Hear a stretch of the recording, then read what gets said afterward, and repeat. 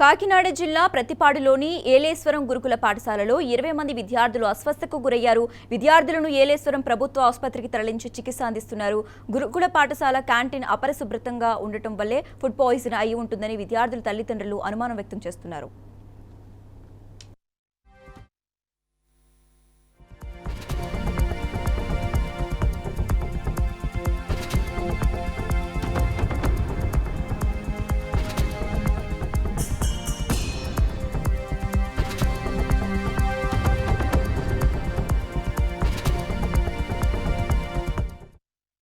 కాకినాడ జిల్లా ప్రతిపాడులోని ఏలేశ్వరం గురుకుల పాఠశాలలో 20 మంది విద్యార్థులు అస్వస్థతకు గురయ్యారు. విద్యార్థులను ఏలేశ్వరం ప్రభుత్వ ఆసుపత్రికి తరలించి చికిత్స అందిస్తున్నారు.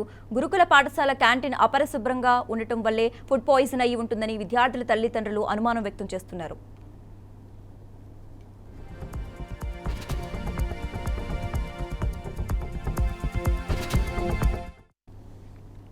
ఇక ఇదే అంశానికి సంబంధించి మరింత సమాచారం మా ప్రతినిధి నందిని అందిస్తారు. Nandini, good morning సత్యరేఖ.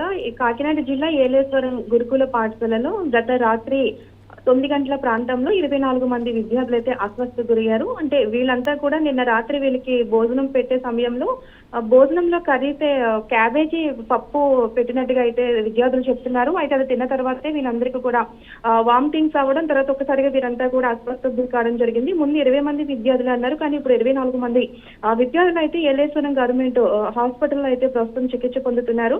అయితే దీనికి సంబంధించి క్యాంటీన్ అపరిశుభ్రంగా ఉండడం వల్లే ఫుడ్ పాయిజన్ అయినట్లుగా అయితే అనుమానం అయితే వ్యక్తం చేస్తున్నారు విద్యార్థి తల్లిదండ్రులు. అయితే ఇప్పటికే విద్యార్థి తల్లిదండ్రులు ముందు నుంచి కూడా చెప్తూనే ఉన్నారు, అపరిశుభ్రంగా ఉంటుంది, మా పిల్లలకు ఎటువంటి ఇబ్బంది వచ్చినా కూడా యాజమాన్యమే బాధ్యత వహించాలని ముందు నుంచి చెప్తున్నప్పటికీ కూడా కేవలం ఏదైతే గురుకుల పాఠశాల యాజమాన్యం నిర్లక్ష్యంతోనే ఈ రోజు 24 మంది విద్యార్థులు హాస్పిటల్ పాలయ్యారని చెప్పొచ్చు. అంటే ప్రస్తుతానికి విద్యార్థులంతా కూడా చికిత్స పొందుతున్నారు. ఇప్పటికే హాస్పిటల్ వద్దకైతే సంబంధించిన అధికారులంతా కూడా చేరుకున్నారు. అయితే ఎందుకు ఫుడ్ పాయిజన్ అయ్యింది, దేని వల్ల ఫుడ్ పాయిజన్ అన్న దానిపై కూడా ఆరా తీస్తున్న పరిస్థితి అయితే ఉంది. ప్రస్తుతం వీరంతా కూడా కోలుకుంటున్న పరిస్థితి అయితే ఉన్నట్టుగా అధికారులు అయితే చెప్తున్నారు. సశ్రేఖ.